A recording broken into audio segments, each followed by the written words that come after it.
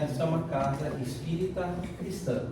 Nós vamos conversar aqui sobre o Evangelho de Jesus Cristo. Jesus Cristo é para nós modelo e guia.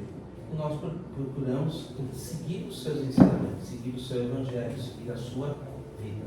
A vida de Jesus foi anotada pelos seus evangelistas, Mateus, Marcos, Lucas e João. Nós, nesse período, normalmente entre 15 horas e 16 horas, todos os sábados, nós procuramos estudar um trechinho do Evangelho de Jesus. E para isso a gente usa um livro que é chamado O Evangelho segundo o Espiritismo. O Evangelho segundo o Espiritismo não é um Evangelho dos Espíritas. O Evangelho segundo o Espiritismo é como se fosse um manual de interpretação. Ele nos ajuda a compreender melhor a vida de Jesus, as palavras que ali foram anotadas pelos seus evangelistas. Aquelas palavras, aquele trabalho, aquela vida de Jesus, ele viveu há 2000 anos atrás. Jesus, ele nasceu como judeu, viveu como judeu e morreu como judeu. Jesus falava aramaico, uma língua bem diferente da nossa língua. E, portanto, ele tinha expressões idiomáticas que para hoje em dia são difíceis, muitas vezes difíceis de a gente entender. E ele falava também para um povo que na época vivia em circunstâncias, num momento de vida um pouco diferente do nosso momento.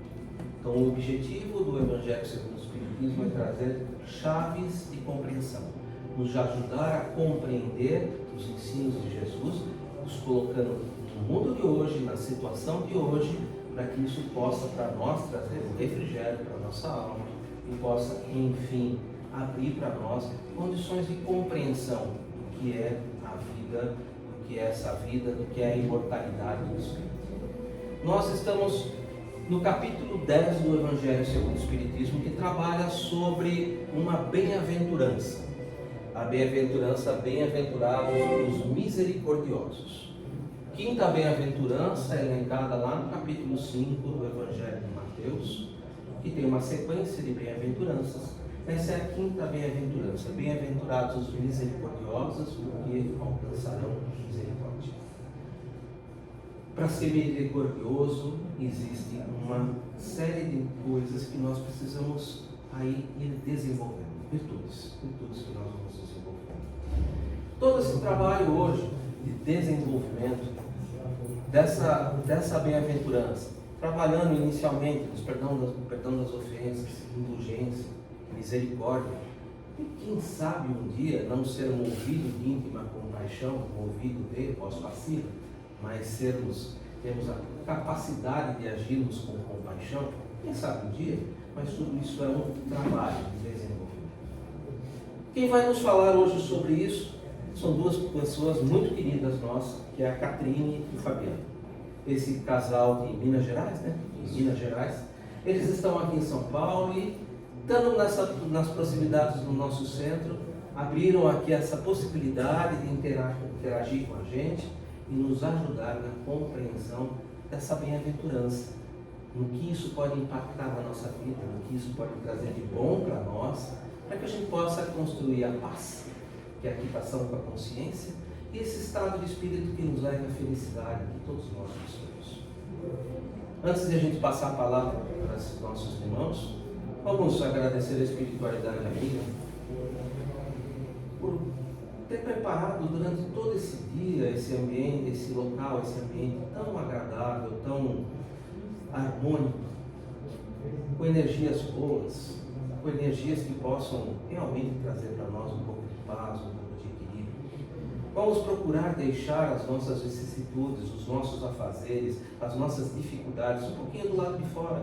São apenas 45 minutos em que a gente vai procurar nos colocar integralmente no interior desse salão, no interior dessa sala, preparada, protegida, para que a gente possa receber essa inspiração que vem do alto.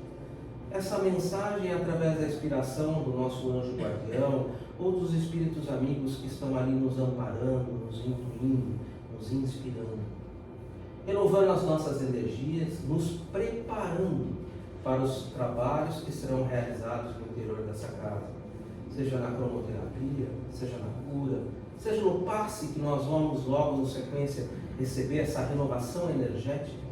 Vamos agradecer então toda essa espiritualidade e nos colocar de coração aberto para ouvir a palavra de Jesus, para que essa palavra possa ser colocada no íntimo do nosso coração e ele possa frutificar, trazendo frutos doces e possam ser distribuídos a todos que estão à nossa volta. E assim, agradecidos, vamos iniciar os nossos trabalhos da tarde de hoje com a prece que o próprio Mestre Jesus nos ensinou. Pai nosso que estás nos céus, santificado seja o vosso nome, venha a nós o vosso reino, seja feita a vossa vontade, assim na terra como nos céus. O pão nosso de cada dia nos dai hoje. Perdoe as nossas ofensas, assim como nós perdoamos aqueles que nos têm ofendido. E não nos introduzas na tentação, mas livra-nos de todo mal, que assim seja. Graças a Deus, graças a Mestre Jesus. Que os bons espíritos possam inspirar os nossos irmãos Catrine e Fabiano, a fim de que eles possam ter uma palestra coerente. Tenho só um recadinho para dar, pessoal. Boa tarde. A quem está vindo pela primeira vez, sejam bem-vindos. A minha ONG, a Árvore da Esperança, entrou em contato com a Cruz Vermelha e nós fizemos uma campanha de arrecadação de alimento, produto de limpeza, produto de higiene, produto para pet, para mandar para o Rio Grande do Sul. Eu recebi muita coisa daqui do CETRELV, eu não sei quem foi que doou, porque eu sempre chegava aqui para trabalhar, Márcia, tem doação, eu catava, colocava no carro, mas eu vim aqui agradecer quem colaborou, quem orou, quem compartilhou a nossa campanha. Nós mandamos para a Cruz Vermelha 3 caminhões de mantimentos, roupas, e para a ONG Patinhas Online, que ia transportar para o Sul, nós mandamos uma Fiorino cheia de ração, casinha, comidinha de cachorro. Para a Cruz Vermelha 3 caminhões eu consegui arrecadar de água, alimento. Eu não sei quem doou daqui, mas eu sei que eu recebi muita coisa de vocês e muito, muito obrigada. Todas as campanhas que eu lanço aqui para vocês, vocês abraçam junto com a minha ONG, que é a Árvore da Esperança. Obrigada, viu? Gente, é graças a ela que nós temos a presença deles dois. Eu fiz a abertura, mas é graças ao trabalho da nossa irmã Márcia que a gente conseguiu que eles pudessem aqui trazer um pouco uma palavra amiga e um esclarecimento. Que os bons espíritos possam inspirar vocês dois. Muito obrigado pela presença. E obrigado a vocês pelos seus ouvidos nessa introdução. Muito obrigado. Pode ir, que eu posiciono. Boa tarde a todos. Queria agradecer por essa oportunidade de estar aqui na tarde de hoje, podendo refletir um pouquinho sobre o Evangelho de Jesus, sobre seus ensinamentos, pedindo também que a espiritualidade possa nos auxiliar para que a gente tenha uma palavra esclarecedora, consoladora, que é o objetivo principal do Espiritismo, então que a gente possa ter um bom trabalho na tarde de hoje. Boa tarde a todos. Eu me chamo Fabiano Catrine. Se alguém quiser fazer alguma pergunta, fiquem à vontade, podem perguntar, curiosidade ou complementar alguma coisa ou alguma história, fiquem à vontade, tá? Estamos aí à disposição. Nós estamos começando essa dinâmica de fazer os estudos em casal, né? Então vamos testar aqui essa conversa, um bate-papo, espero que seja agradável para todos. E a Márcia, quando nos fez o convite, pediu que a gente falasse exatamente sobre a passagem que estava ali no slide, né? Bem-aventurados os misericordiosos, porque receberão misericórdia. E dentro desse tema, eu queria começar colocando a importância, o nosso papel dentro de toda essa construção. Nós, fazendo a leitura de um dos livros de Emmanuel, que era o mentor espiritual de Chico Xavier, ele vem trazer para a gente que a tecnologia hoje permite que a gente tenha uma noção do universo de mais ou menos 13 bilhões de anos. É o que a gente consegue enxergar. Viajando na velocidade da luz. Então nós temos essa dimensão que para a gente é infinita. O que é 13 bilhões de anos viajando? E ele vai falar que dentro desse universo a gente tem diversas constelações.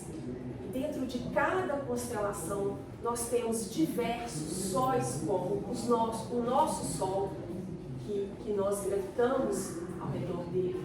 E cada Sol tem os seus planetas que gravitam em torno dele. E cada planeta, na maioria das vezes, quando atinge um certo estágio, abriga uma humanidade que é formada por diversos povos, de diversas raças diferentes.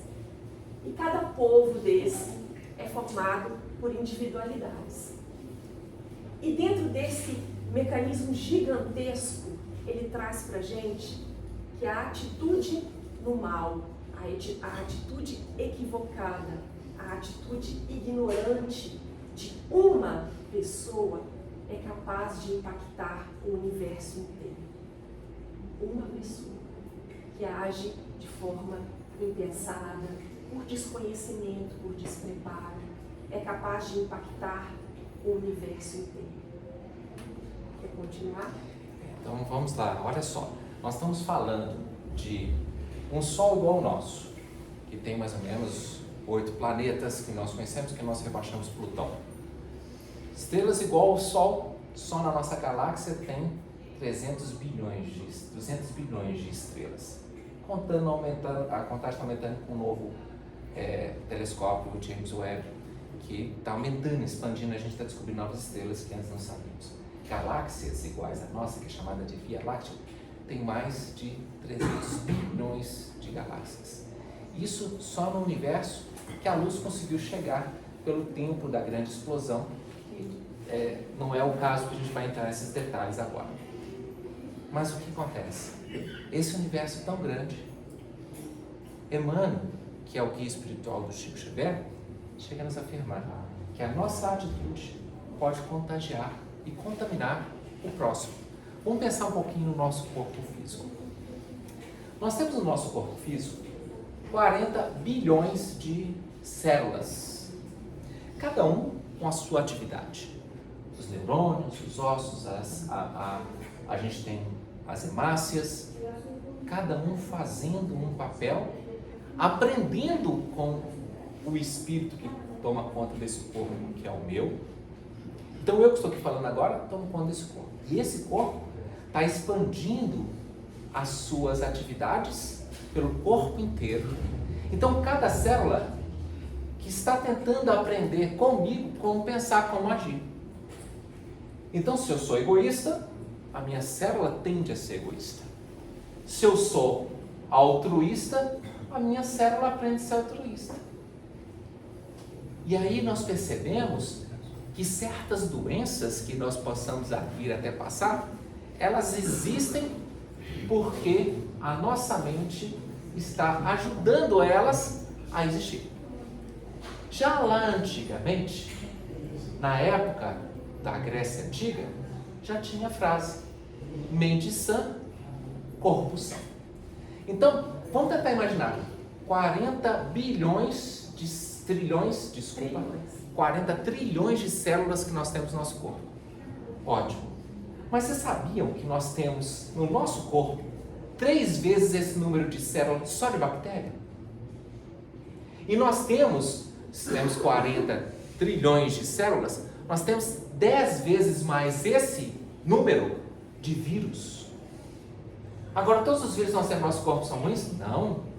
Muitos vírus são essenciais para manter o controle sobre bactérias e para manter o controle sobre uma série de coisas que a ciência está descobrindo a cada dia. Mas, da mesma forma que a nossa mente, com o nosso otimismo, com a nossa vivência no bem, é capaz de contaminar com o bem outras coisas, é capaz de contaminar o nosso próprio corpo. O ouvido mais próximo da minha boca são os meus 2 ouvidos. Então, o primeiro local e a primeira pessoa a sentir o impacto do que eu falo sou eu. Se é uma coisa boa, meu corpo responderá bem. Vocês já repararam, e nós temos muitas células nervosas no intestino, já repararam que as emoções, em primeiro lugar, a representar e falar o que nós estamos sentindo no intestino, dá um frio na barriga, né? Dá licença que eu tenho que ir no banheiro, né? Porque atrapalhou. Então, o bom pensamento reflete uma boa saúde aonde? No intestino. E o intestino tem mais de 2/3 de todo o sistema imunológico do nosso corpo. Então, tudo que a gente fala, inclusive o intestino é considerado como o segundo cérebro.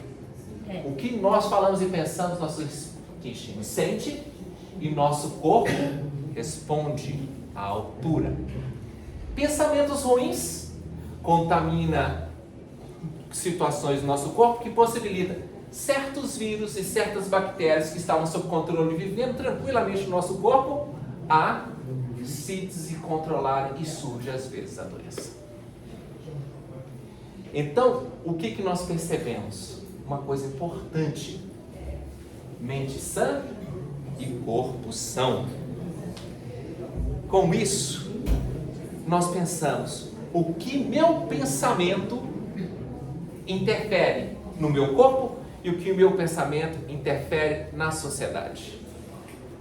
Então nós temos que, durante esse estudo, por que nós começamos a falar sobre isso se o estudo é sobre misericórdia? Porque misericórdia tem que ser a base de toda justiça. Se nós queremos estabelecer um prédio de justiça, a base tem que ser a misericórdia. Pode falar. Como é que é? Que é ter a mente sã. Ter a mente sã. Olha só. Otimismo. Vou brincar. Você está andando na rua, um passarinho fez um cocô no seu ombro. O que você diz? Fui premiada. Quer um bom exemplo? Ainda bem que vaca não voa. Mente sã da gente observar tudo e tentar ver um lado positivo. O que Deus quer que eu aprenda com isso? O que Deus quer que eu aprenda com essa situação? Porque Deus permitiu que eu passasse por essa doença. O que eu tenho para aprender com ela? O que eu posso crescer? Então, mente sã é olhar tudo pelo lado positivo. Nunca achar que alguém está fazendo alguma coisa por maldade. Nunca alguém está fazendo alguma coisa porque é mal. Pode ser porque está agindo de acordo com o medo ou com a ignorância. Se a gente tem essa visão, a gente tem uma mente sã. Qual é o seu nome? Mariana, obrigado pela observação. Catarina. Então, Mariana, a mente sã que a gente vai buscar, até mostrar hoje um pouquinho como a gente faz para alcançar, ela é fundamental.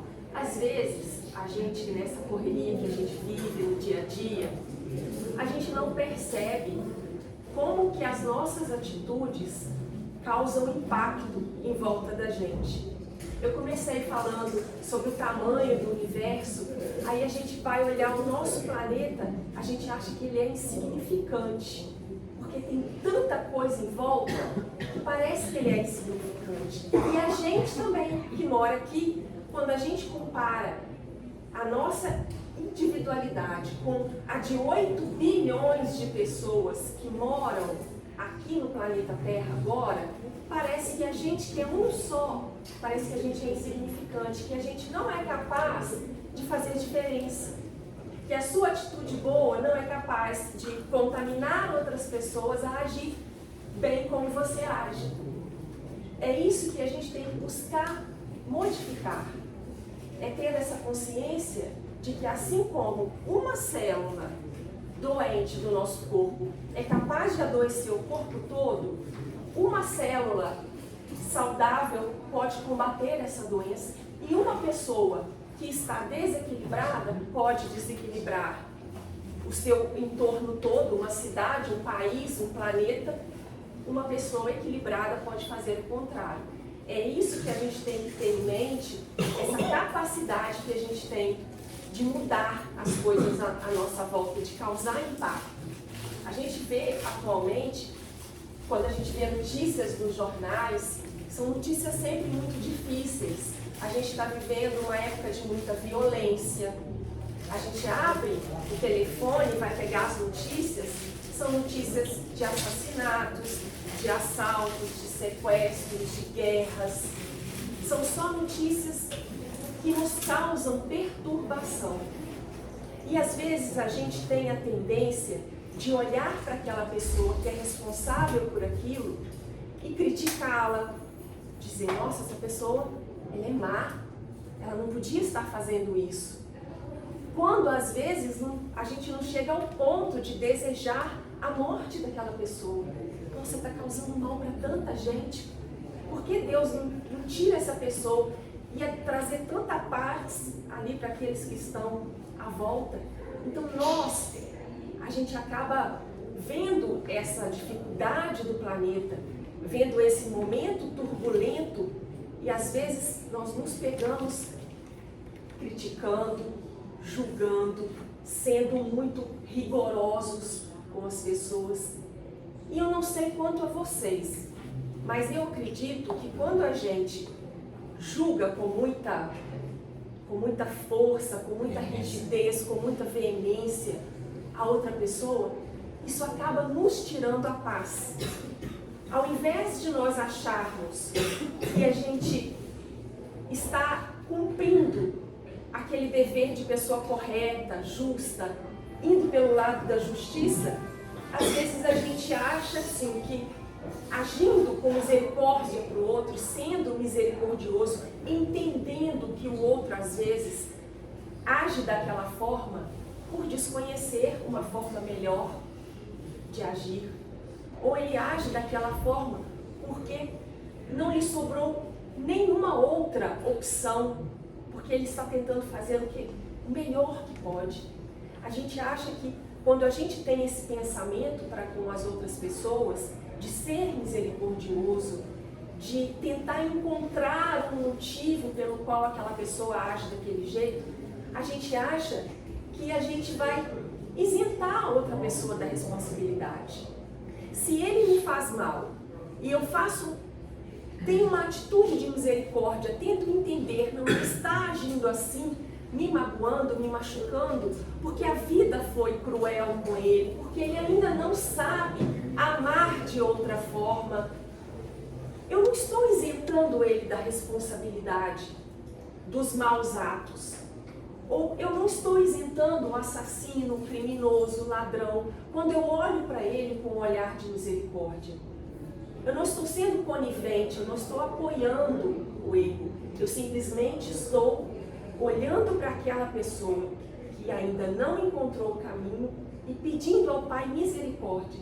Porque se eu estivesse no lugar dela, eu poderia estar agindo da mesma forma. Nós pegamos, às vezes, os nossos políticos, os nossos governantes, nós pegamos essas pessoas que estão nas manchetes dos crimes. Será que nós paramos para pensar que se nós estivéssemos no lugar deles, nós também poderíamos estar cometendo erros? Que a gente gostaria de ter uma oportunidade, talvez, de ser esclarecido e de fazer diferente? E é esse fazer diferente que Jesus veio ensinar, através do jugo suave. É isso que ele veio mostrar para a gente, que nós não estaremos acobertando o erro, nós não estaremos isentando as pessoas das responsabilidades delas, quando nós agimos com o jugo suave na vida delas. E o jugo suave, já que a Catarina comentou, o que vem a ser? É a forma como eu me porto. Em Mateus, capítulo 11, Jesus disse a seguinte frase: vinde a mim todos que andai cansados e fatigados, e eu vos aliviarei. Pegai meu jugo, que é suave, e meu fardo, que é leve. Jugo é aquela peça que prende os bois no carro de boi. Mas jugo também era o tipo de ensinamento que um rabi ensinava na época de Jesus. Então o ensinamento de Jesus era suave, como aquela peça que prende o boi.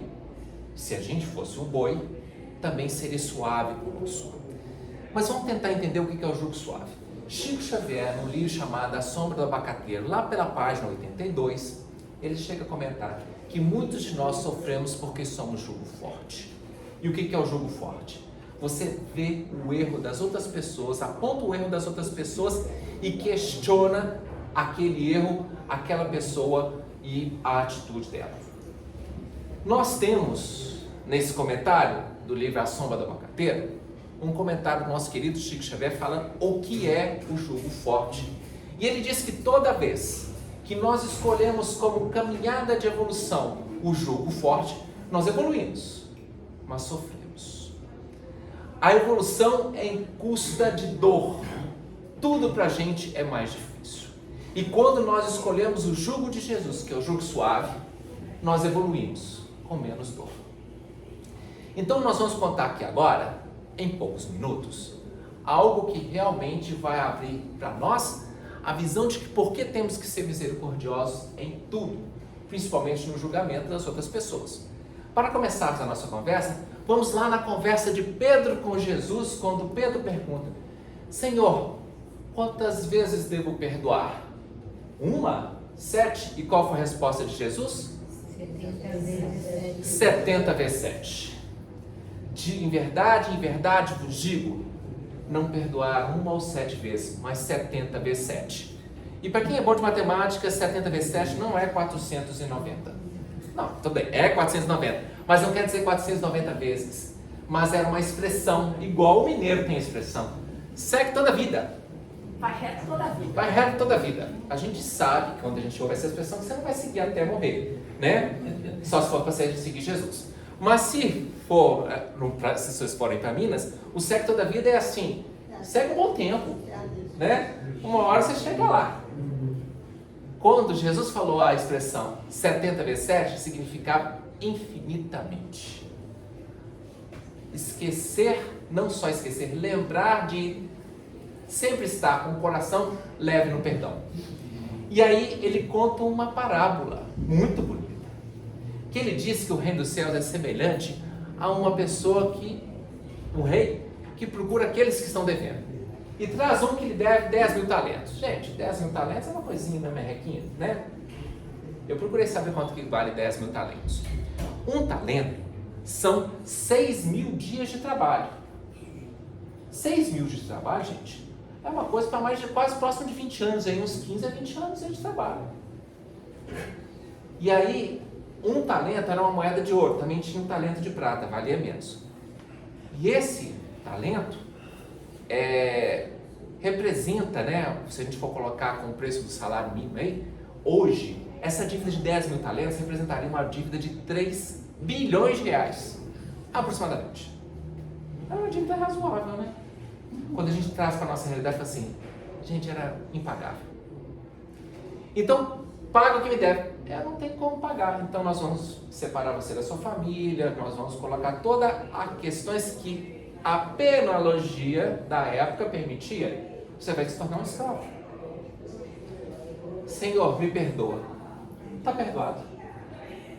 Esse Senhor é bom, porque pediu perdão, está perdoado. Mas ele atravessa a porta. O que significa atravessar a porta? Nasceu de novo? Nasceu pela primeira vez? Veio para cá? Ou esqueceu o que aconteceu? Passou por uma porta, deixou para trás o esquecido.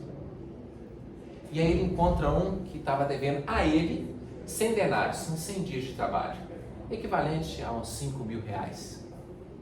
Paga o que me deves. Eu não tenho condição. Então mandou ele ser preso e tudo mais para pagar. Nós não sabemos se nós já erramos no passado alguma coisa que foi muito mal vista aos olhos de Deus. Para quem acredita em reencarnação, algo que eu possa ter feito em vidas passadas. Para quem não acredita em reencarnações, atitudes minhas, a minha mente, que fez com que eu estivesse fora de sintonia com o Criador. E aí o que acontece? Eu vou e vejo alguém errando. Meu erro foi de 10 mil talentos, eu vejo e fui perdoado. E eu vejo alguém que deve 100 denários. E aí eu não perdoo.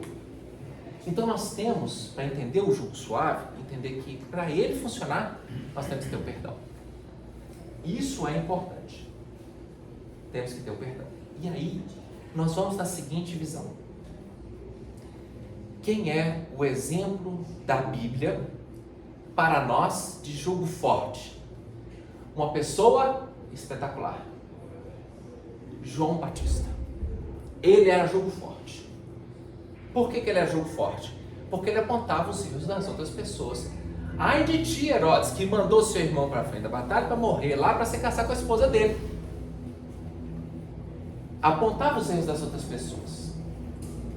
Mas nessa passagem do capítulo 10, bom, gente, eu posso não acreditar em reencarnação, mas uma reencarnação aconteceu. Elias, a reencarnação, reencarnou como João Batista. Não sou eu que estou falando, são 3 passagens da Bíblia que está falando. Nós temos a passagem do nascimento dele, quando ele é anunciado pelo anjo Gabriel para o Zacarias, que é seu pai, dizendo: esse era o Elias que havia de vir. Então, seu filho, você vai ter um filho, legal, e esse era o Elias que havia de vir? Você fala, e para o judeu existe reencarnação em alguns casos.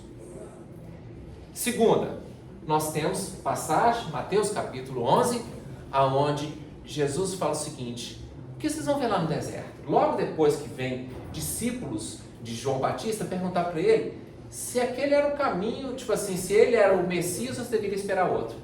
Ele falou assim: volte e avise João que olha, os cegos vêm, os coxos andam, né? Os surdos ouvem, e aos pobres é pregado o evangelho. Foi a primeira religião que veio para os desvalidos do mundo.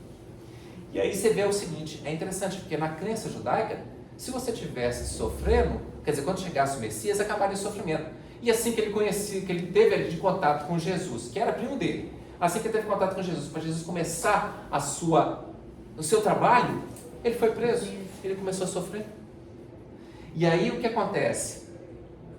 Os discípulos voltam para poder avisar para João, e ele fala assim: o que vocês vão ver lá no deserto? A cana balançando ao vento? Não. Vocês vão ver os homens bem vestidos? Não, esses estão nos castelos. Vocês vão ver a voz que prega o deserto, que era a forma como Elias também era conhecido. E ainda fala mais, porque esse era o Elias que havia de vir, quem tiver ouvidos que ouça. Então, você pode não acreditar em reencarnação, mas essa reencarnação existe. João Batista é a reencarnação de Elias. E como Elias, ele teve um embate, e ele mandou, quando ele ganhou um embate dos seguidores de Baal, ele mandou cortar a cabeça de mais de 400 sacerdotes de Baal, que era o Deus, entre aspas, quer dizer, um Deus de letra minúscula, que era uma crença do povo, que era responsável pela chuva. Aí nós percebemos o seguinte: tá, nós temos então a figura de Elias, um homem correto e tudo mais, e que por contingência daquela época, ele acabou mandando cortar a cabeça daqueles que poderiam desviar o povo que estava para poder receber o Messias dentro em breve. Dentro em breve não, demoraria um pouco. Aí nós observamos que quando João Batista, ele ainda era extremamente correto, nascido de mulher, ele era maior, mas ele acabava apontando o erro das outras pessoas. Mas lá no passado ele devia alguns talentos, eu não sei precisar quantos. Então, qual foi o gênero de morte de João Batista? Perdeu a cabeça numa bandeja de prata. O que ele tinha pedido para fazer contra os sacerdotes de Baal? Cortaram a cabeça de todos eles. Está percebendo a correlação? Lei da ação e reação? Fez, resgata. Mas Deus é misericordioso, porque foram mais de 400 cabeças cortadas por mando de Elias, e ele perdeu uma. Graças a Deus. Deus é misericordioso. E aí a gente fala, Elias e João Batista evoluíram? Claro que evoluíram, mas com dor. E nós temos na Bíblia um exemplo de jugo suave? Temos. Quem? João, o quarto evangelista. João, o quarto evangelista. João era novinho quando conheceu Jesus, seguia Jesus. E ele tinha um coração doce, de não julgar. Por isso, ele era conhecido também como discípulo amado. E aí ele pergunta para Jesus: Senhor, sou eu que vou trair? Porque quem é jugo suave sabe que pode errar. Então ele não é complacente com o erro, mas ele entende as pessoas. Ele não condena o pecador, ele tenta corrigir o pecado. Então, o que acontece? Nós percebemos uma mudança de deuses, que é o mesmo Deus, um só. O Deus do Antigo Testamento, do Novo Testamento, e o Deus descrito pelos Espíritos na doutrina espírita. Aqui a gente vai comentar isso. Mas só para a gente finalizar, então, para a gente entender o jogo suave, que é o passo para a gente ser misericordioso, é toda vez que a gente vê alguém errando, a gente pede para ele misericórdia.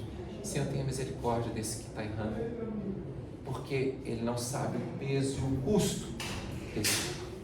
Quando um governante decreta uma guerra, em vez de odiarmos esse governante, desequilibrando o nosso corpo físico, desequilibrando a nossa organização de saúde, Senhor, tenha pena desse governante. Mesmo você acreditando que ele esteja certo ou errado, tenha pena, porque ele começou para ele uma dor muito grande de reparação com a morte de tantos inocentes.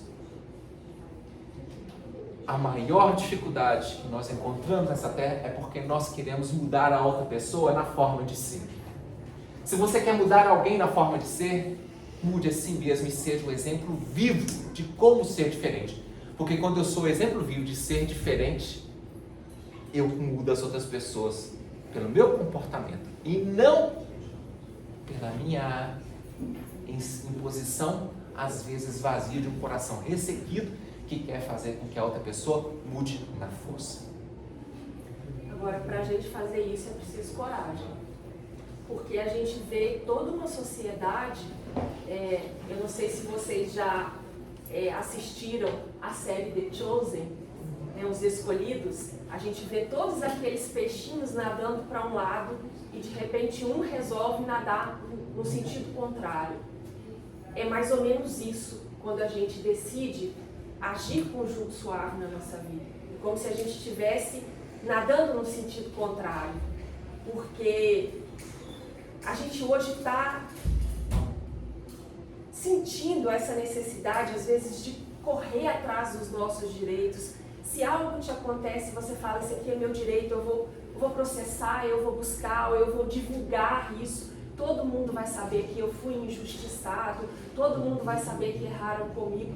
Então a gente às vezes tem essa tendência que o mundo está tendo de ir nesse sentido, de buscar a justiça humana acima de tudo. Às vezes é uma coisa que você pode relevar, às vezes é uma coisa que você pode deixar para lá.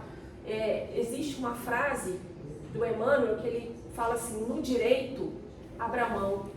E às vezes realmente é alguma coisa que você pode abrir mão, mas você, pelo seu jugo forte, você decide correr atrás daquele seu direito, e aquilo ali, ao invés de te trazer a satisfação de ter tido o seu direito reconhecido, a justiça feita, aquilo vai te trazer angústia, aquilo vai te trazer depressão, ansiedade, uma série de transtornos que vão virar doença no seu corpo físico, porque esse tipo de sentimento adoece as nossas células.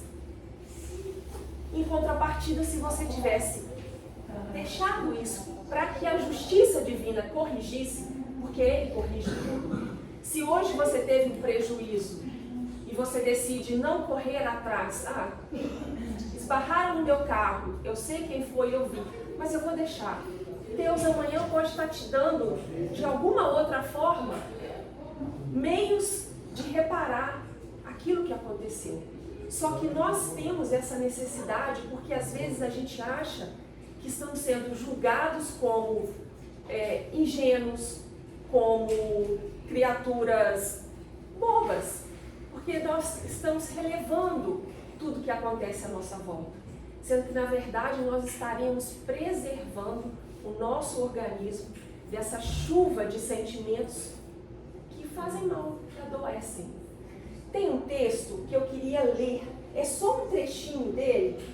Ele está num livro chamado Estante da Vida. Ele é do Humberto de Campos, foi psicografado pelo Chico Xavier. Esse texto chama Por que, Senhor? Ele fala de uma conversa que Nicodemos estava tendo com Jesus, meio que um sonho, no plano espiritual, alguma coisa assim. Então ele vai fazer uns questionamentos para Jesus a respeito de algumas posições que Jesus tomou. Por exemplo, em relação a Pedro. Pedro tinha negado Jesus 3 vezes e ainda assim, quando Jesus reaparece após a ressurreição, ele dá a Pedro aquele pedido para que ele apacentasse as ovelhas, ele dá a Pedro a responsabilidade de conduzir aquela comunidade que estava se formando. Então, Nicodemos vai fazendo essas perguntas: por quê? Se Pedro o havia negado, o havia traído, por que ele continuava tendo todo aquele amor com seus apóstolos, se ele havia sido abandonado? Então é uma série de porquês, e é exatamente porquê o nome do texto. E uma das perguntas que ele faz para Jesus é essa: Mestre, e os ladrões do último dia? Por que te deixaste imolar entre dois malfeitores? E por que asseguraste a um deles o ingresso no paraíso junto de ti? São perguntas que às vezes a gente começa a fazer internamente, quando a gente começa a estudar. Por que ele seria admitido ao lado de Jesus se ele era um malfeitor? E aí Jesus vai responder com uma pergunta, é claro, porque o bom professor, ele não te dá o ensinamento pronto, ele te leva a raciocinar em cima dele. Então Jesus pergunta assim para Nicodemos: como pode julgar apressadamente a tragédia de criaturas cuja história não conheces desde o princípio? Não há coberto os que praticam o mal. No entanto, é preciso saber até que ponto terá alguém resistido à tentação e ao infortúnio, para que se lhe meça o tamanho da falta. Primeiro você precisa conhecer o esforço que ele fez.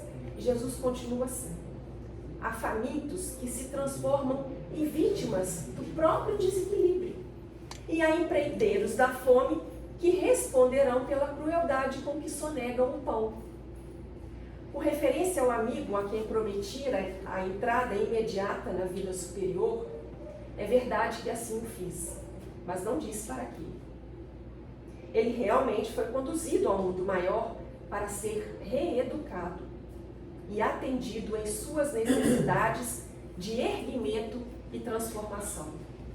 Então não foi pelo fato dele ter sido perdoado ou dele ter sido ali convidado por Jesus a fazer parte do seu reino, que ele estava isento de reparar o mal que ele havia causado e de se melhorar.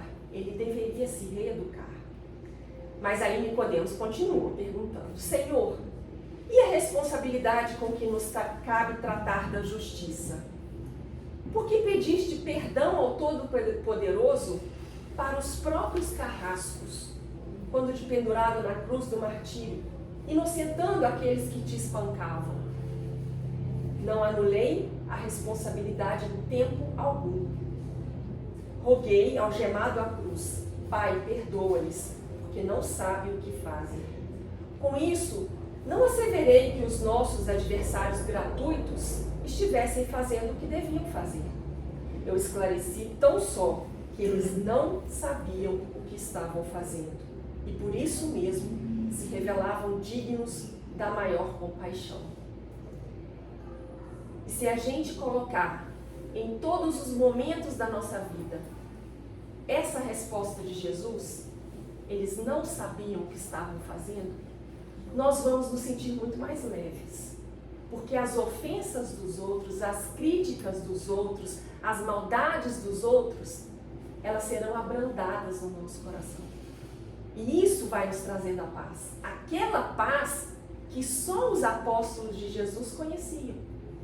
Aquela paz que Saulo de Tarso, antes de se tornar o apóstolo Paulo, olhava nos discípulos de Jesus, invejava, mas apesar de conhecer muito sobre a lei de Moisés, não conseguia obter.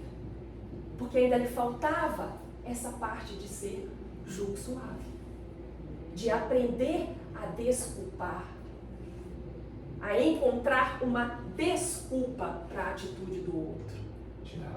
Tirar. Isso é encontrar desculpa. E é interessante que quando a gente pega a palavra misericórdia, a gente vai olhar o significado dela, né, a semântica da palavra misericórdia, ela vem do latim, são duas palavras: miséria e coração. Como é que é mesmo? Miséria, é a gente como fala? Enxergar O coração complacente, olhando as misérias humanas. ter o coração complacente diante das misérias humanas. Isso é misericórdia. Colocar o coração, o sentimento. E às vezes a gente fica muito na razão, né? Eu tenho direito, mas você não coloca o sentimento. Eu não tenho necessidade, apesar de ter o direito, eu não tenho essa necessidade de buscar esse direito. Deixa que Deus coloque a justiça dele no meu caminho e no caminho do outro. Antigamente, a gente sentia uma influência negativa que a gente chama de obsessão. Hoje essa influência negativa ela se materializou em algumas redes sociais, onde ali a gente observa ódios sendo propagados como se fosse necessidade de todas as pessoas tomarem as dores ou a rédea do mundo. Gente, se queremos mudar a rédea do mundo, não é propagando discurso de ódio, espalhando mentiras, espalhando informações desnecessárias. Nós sabemos que o mundo mais ou menos se dividiu em dois grupos. Nós temos o grupo das pessoas que acreditam na liberdade e as pessoas que acreditam na igualdade. Mas por que a gente acha que para eu estar acreditando na liberdade, eu tenho que achar que quem está acreditando na igualdade está errado? E por que eu acho que quem está acreditando na igualdade tem que acreditar que quem está na liberdade está errado? Não. O lema francês com a queda da Torre de Bastilha era fraternité, liberté e égalité. Na verdade, a gente percebe que para dar certo, nós podemos ser mais, como fala, de uma visão mais de liberdade de mercado, que seja. Mas não podemos esquecer da fraternidade, que o outro é irmão. Eu posso achar que o caminho é a igualdade, que todo mundo tem que ter o mesmo ponto de partida. E aí, eu não preciso achar que o outro que pensa diferente de mim é meu inimigo. Eu vou ter a fraternidade. Então, de modo geral, nós não temos que olhar para a direita e para a esquerda. Nós temos que olhar para o alto. Porque é Deus que guia as nossas vidas. Vamos aprender a ser irmãos, porque hoje nós estamos adoecendo com esse extremismo que é problemático. Extremismo de um lado, extremismo do outro, vão trazer doenças para nós. A Catarina bem comentou. A gente às vezes quer uma demanda, quer entrar na justiça para brigar por alguma coisa, que o valor que a gente possa, entre aspas, receber é muito menos do que eu vou gastar em medicamento. Entra em breve. Perdão. No direito, abra mão. Eu não tenho que mudar ninguém. Se eu estou achando que alguém está errado, não tem que criticar, tem que orar por ele. E dar o nosso exemplo vivo de que nós podemos fazer diferente. Só assim a gente acaba com o discurso do ódio. Só assim a gente mata no nascedor aquela doença que está problemática. Não sei se você sabe, a internet tem um algoritmo. E eles percebem o que você consulta.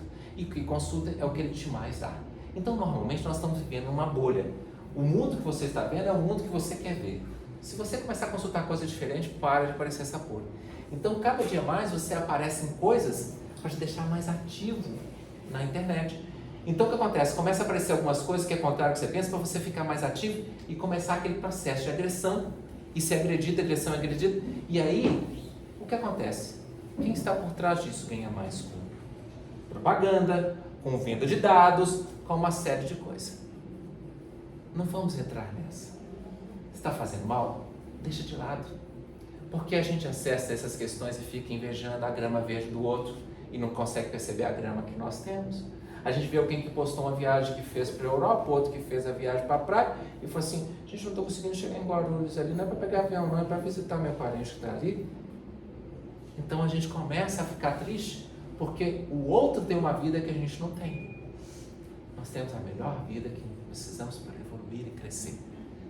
Eu falei, só um parênteses, que haviam 3 situações da Bíblia sobre João ser a reencarnação de Elias, profeta Elias. A terceira é quando Jesus está no alto da boa e materializa ali para ele Moisés e Elias. E na hora que desce, os discípulos perguntam, por que era necessário vir Elias antes do Senhor? E Jesus falou assim, ele veio e vocês não deram atenção, ao contrário, desprezaram.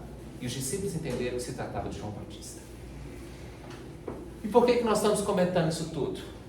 Porque a vida existe após a morte. Jesus mostrou lá, diante de Moisés e diante de profeta Elias, Jesus mostrou que a vida existe após a morte.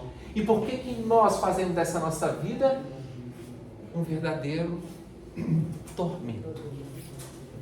Porque nós não aceitamos o outro ser diferente da gente. Eu não preciso mudar ninguém na forma de pensar, mas eu preciso viver a minha vida, e na minha vida eu encontrar uma forma diferente de viver e assim convencer as outras pessoas. Né? A pessoa chega e fala assim: Fabiana, qual a sua religião? Ah, eu sou espírita. É bom saber que eu vou ficar longe de ser espírita, porque depois que você virou espírita, você virou uma pessoa difícil, fica querendo corrigir o erro de todo mundo. Ai meu Deus, estraguei alguém. Se ele for sincero assim, ainda tá bom, já deu uma dica pra gente, né?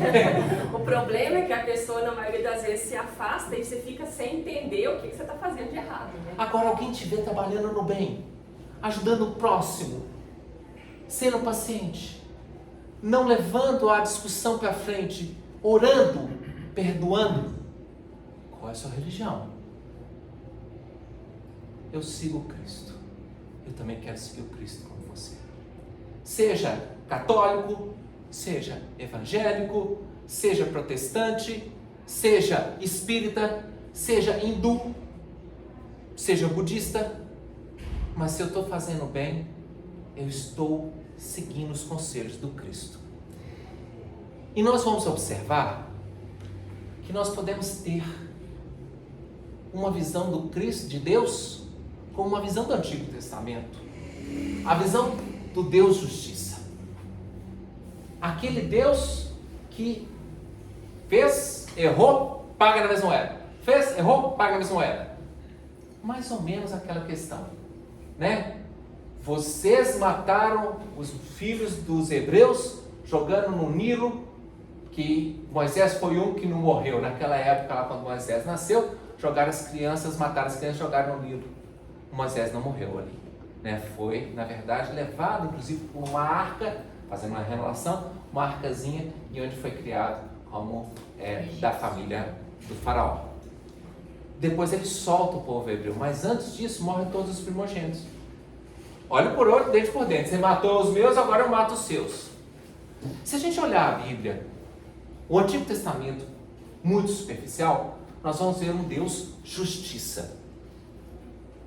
Se a gente for para o Novo Testamento, nós observamos que Jesus muda o Deus justiça para o Deus amor. O Deus bom, soberanamente bom. Pai, né? Pai. Pai é sempre o melhor, ele quer sempre o melhor para o filho, né? Trouxe uma visão de Deus como Pai. E aí a gente olha e fala o seguinte: e o que nós observamos que o Espiritismo nos chama? A ver o Deus soberanamente justo e bom. Justo e bom é uma palavra, não dá para separar.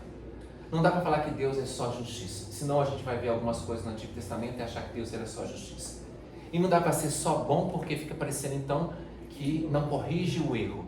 Mas quando nós entendemos que a ação e reação existe, quando nós entendemos que tudo está sobre a orientação de Deus e dos seus espíritos superiores, nós entendemos que Deus é soberanamente justo e bom. É a união do Antigo Testamento e o Novo Testamento. Sei que não é fácil interpretar o Antigo Testamento, mas com um pouco de paciência e pedindo a Deus orientação, nós começamos a entender certas atitudes sem estar vendo ali crueldade, sem estar vendo ali maldade ou castigo, mas circunstâncias que foram importantes acontecer para outras situações acontecer. Vou dar um exemplo. 1500 anos à frente, 1480 anos à frente, 1463, Constantinopla, que era o último reduto do Império Romano, caiu sobre Maomé II, que era um sultão muçulmano. Aí você fala assim: que tristeza para o cristianismo. Perdeu um ponto lá na Turquia, que hoje é Istambul. Aí você olha e fala o seguinte: o que aconteceu com aqueles religiosos ali de Constantinopla, que tinham uma visão da Grécia Antiga, da questão romana, tinha toda uma escola filosófica. Opa, estou saindo daqui. Para onde que eles foram? Para a Itália. E lá eles foram responsáveis por surgimento do iluminismo. Tudo é de Deus. A gente que fica assim, nossa, que coisa, né? Não, às vezes aquilo foi necessário. Não estou dizendo que é uma coisa para mim decidir ou para mim tomar a decisão como juiz, mas isso é para Deus, porque nós não podemos estar na cabeça de Deus para saber o que vai trazer mais rápido a felicidade para o planeta Terra. Mas Deus sabe o que traz felicidade mais rápido para o planeta Terra.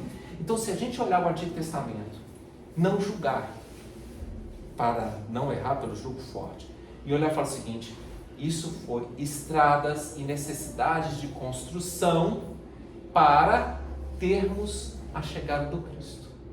Isso foi necessário para a construção, para a chegada do iluminismo, para a chegada do espiritismo, para a chegada da vida moderna, para a chegada do amor universal, para a chegada do Cristo no coração de cada um de nós. Aí sim, nós vamos começar a entender que estamos entendendo que Deus é soberanamente justo e bom.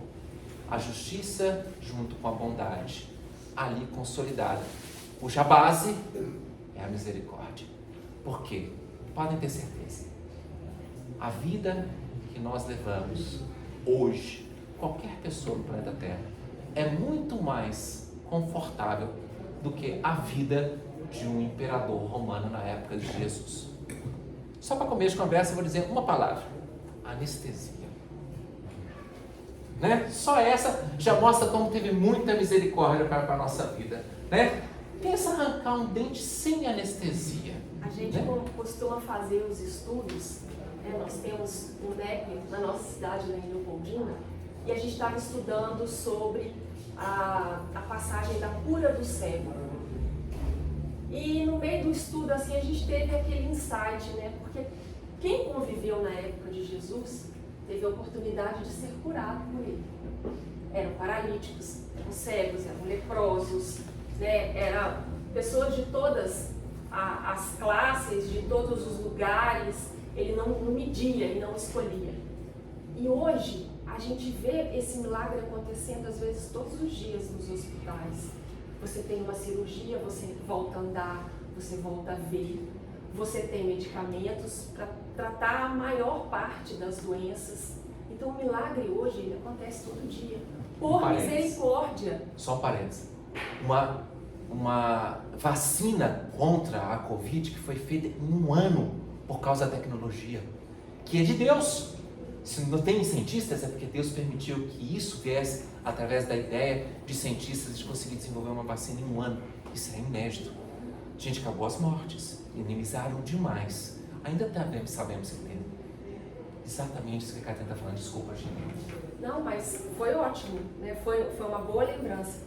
Porque a gente tem que perceber o carinho, o cuidado com que a gente é tratado, com que as coisas estão acontecendo. Às vezes a gente olha e acha que está tudo caótico, que nós não vamos chegar a lugar nenhum, que está tudo errado, tudo bagunçado, mas não está. Nós estamos seguindo a marcha do aprendizado, são coisas que são necessárias às vezes para que a gente possa aprender, para que a gente possa evoluir, mas o cuidado ele está sempre presente. Nas vacinas, nos medicamentos, no avanço da tecnologia, na capacidade que a gente tem hoje de se comunicar através da internet, na capacidade que temos de nos locomover. Então, tudo está encaminhando de uma forma extremamente misericordiosa, para que a gente tenha todas as condições de evoluir.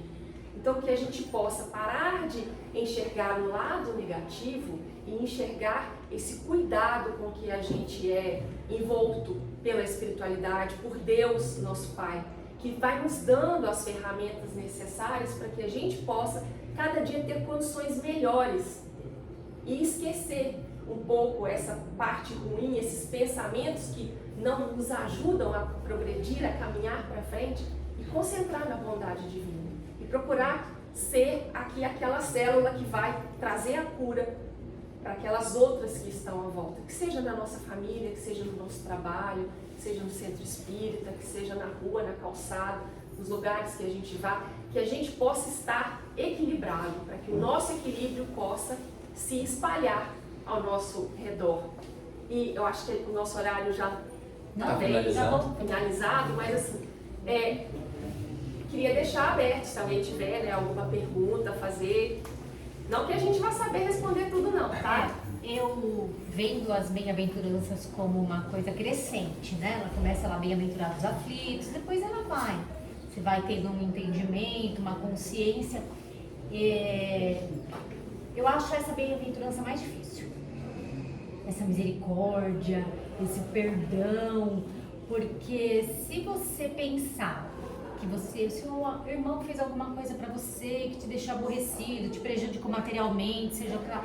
perdoa, dá uma sensação que a gente vai virar um saco de pancada, que todo mundo vai fazer tudo pra gente o tempo todo e você tem que perdoar, você tem que ser boa, tem que ser mansa, pacífica. Mas aquilo que você falou é extremamente importante. Você não sabe a história do outro naquele momento, o que ele está passando, o que ele conhece, o que ele desconhece, qual é o grau de evolução que ele está naquele momento, naquela caminhada. Você tem que olhar você como indivíduo, o que você quer para você, onde você quer chegar. E analisar a situação do momento.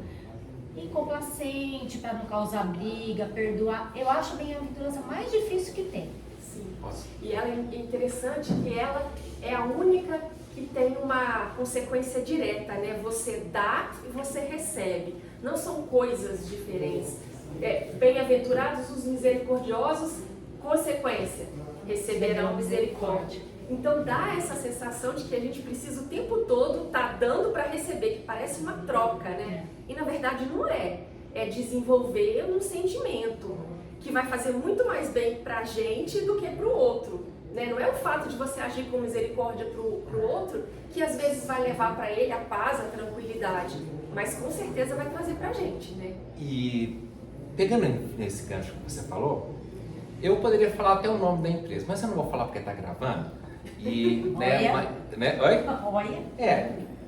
um senhor de uma fazenda na região ali do Rio de Janeiro, um lugar que a gente fez quando fazia isso tudo lá, era dono de uma fazenda que começava num município e terminava no outro. Tinha 14 filhos. E os filhos, daquela coisa, meio a herança que o papai vai deixar, a herança que vai deixar. Um dos filhos viu aquilo, não querendo participar daquilo, foi para São Paulo. Não, veio para cá. Né? Foi para São Paulo, quando falou outro lugar, veio para cá. E aí, o pai morreu. Quando o pai morreu, os irmãos meio que se engalfinharam na herança. E ele falou, olha, eu gostava do meu pai, me vê o que me cabe e eu vou aceitar. Já que fulano não gosta, não quer, não está preocupado, vamos fazer a nossa divisão. Plano, montanha, pedra, na verdade, era uma pedra, uma não pedra. era uma montanha. Nem uma montanha, era uma pedra. Uma pedra, gigante. Dá uma pedra para fulano. Bom, injustiça. Será? Ó, o que compra para você da herança é a pedra. Eu conheço, eu sei qual que é. É a pedra? É. Todo mundo conhece o Rio de Janeiro, aí na região ali perto dos lagos, em Macaé, aquela coisa. Você vê que tem aquelas rochas assim que é só pedra. Você fala assim, gente, né? Coletor solar, que é mais pretinho, esquenta tudo aqui em volta. Aí disse que um dia ele estava andando aqui no supermercado, olhou e falou assim, ó gente, tá vendendo água mineral nesse mercado agora? E eu que tenho água mineral nas minhas terras. Montou uma empresa, ela existe hoje. Podia até comentar, mas depois vocês Não vamos fazer merchan aqui. Não, porque... Não, mas não vem ao caso. Não vem ao caso. Nome, né? Aí acontece, ele montou essa empresa. Gente, ele ficou muito mais rico que todos os outros irmãos. Vendendo água. Vendendo água. Então, existe Deus para corrigir injustiças. Porque quando a gente confia e fala, Senhor, eu poderia levar essa briga, poderia levar essa demanda para frente aqui e virar uma coisa sem fim. Buscar os meus direitos. Procurar meus direitos, mas eu vou ferir tanto, eu vou me machucar tanto, vou ferir tantas outras pessoas, vou demonstrar que talvez aquela pessoa não tinha importância para mim e tem. Então, Senhor, se for alguma coisa que eu tenho que passar, eu vou aceitar. Mas se for possível corrigir essa injustiça, eu deixo nas tuas mãos. E não é que surgem oportunidades e situações em que aquelas injustiças são corrigidas e aquilo não faz falta, às vezes até um reconhecimento e às vezes um dia até um pedido de desculpa ou de perdão. Mas tudo que eu construí para a saúde do meu corpo nesse período que eu não levei a briga à frente, reconstruiu e fez que eu tivesse uma qualidade de vida bem maior e melhor. Misericórdia não é algo, como a Catarina falou, que eu dou para receber apenas. Eu vou receber, se eu der. Mas eu dou porque é uma demonstração de carinho que eu tenho para com os outros. Porque todos nós estamos na miséria humana ainda, de imperfeitos que somos. E nós precisamos aplicar o coração para entender que nem sempre o outro erra porque quer. Erra porque tem medo. Quando Pedro negou Jesus 3 vezes, ele negou Jesus 3 vezes porque ele não gostava de Jesus. Ele ficou com medo das consequências de falar a verdade. A gente às vezes faz isso. Alguém quer comentar mais alguma coisa? Mariana. Gente, obrigada então pela oportunidade de estar aqui. Foi uma sensação muito boa, né, a gente poder estar aqui conversando essa tarde. E Deus abençoe que possam existir mais oportunidades. E a gente deseja muita paz para todos, que Jesus possa envolver a cada um de nós que estamos aqui hoje, aquele olhar sereno, carinhoso, calmo, que a gente possa levar com a gente durante toda essa semana, toda essa sensação de bem-estar que a gente recolhe aqui. E para finalizar, eu gostaria também de agradecer essa oportunidade e dizer o seguinte: tente, primeiro, o processo do perdão. Ore para Deus pedindo força para perdoar. Senhor, me dê força para perdoar, sem a sua força eu não conseguirei relevar isso. E vocês vão ver surgir apelos e situações que nos suscitarão ao perdão. Comece a orar por aqueles que nos caluniam. E, se possível, comece a fazer o bem. Esse é o processo da cura pelo perdão. E na base disso, com certeza, tenha misericórdia.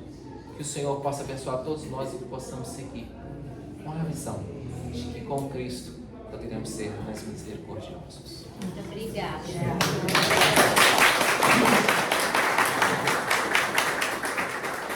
Nós agradecemos a vocês pela presença. Obrigado. Não esperei fazer isso. Gente, lembrando que tem outro trabalho de passe agora, né? Vai haver uma chamada pelos números, né? Por aqui, para que as pessoas não precisem ficar todas aqui Então podem aguardar tranquilamente no seu lugar, e conforme vai havendo a chamada, o pessoal vai indo para o passe. Muito obrigado. Semana que vem já é início do... A gente vai iniciar um novo mês, né? Já estamos no dia 1º, sábado que vem é dia 1º. E todo o primeiro sábado a gente vai estar sempre estudando uma das leis morais do Livro dos Espíritos. Então a gente divide em 10 sábados, começando em fevereiro, terminando em dezembro. Né? A gente faz a introdução, inclusive em janeiro, das leis morais. E a gente vai fazendo isso todos os primeiros sábados. Então já fica o convite. Semana que vem a gente vai estar trabalhando com uma das leis morais do Livro dos Espíritos, numa conversa não de perguntas e respostas, mas numa conversa referente à própria lei e o que essa lei implica dentro do Evangelho, na aplicabilidade dela dentro do Evangelho. Afinal de contas, elas são a sustentação do próprio Evangelho. O Evangelho ele se sedimenta sobre as leis morais. Então a gente vai conversar com isso. É um outro palestrante que vem. E na próxima semana, logo na sequência, esse mesmo capítulo, que é Bem-aventurados os Misericordiosos, ele volta mais uma vez. A gente vai, nesse capítulo, alguns capítulos do Evangelho segundo o Espiritismo, eles são trabalhados em 2 sábados. Então ainda vamos voltar mais uma vez, trabalhar mais uma vez sobre esse capítulo, que, como vocês perceberam, é um capítulo importantíssimo. Tá bom? Muito obrigado e um bom final de semana para todos vocês. Muito obrigado.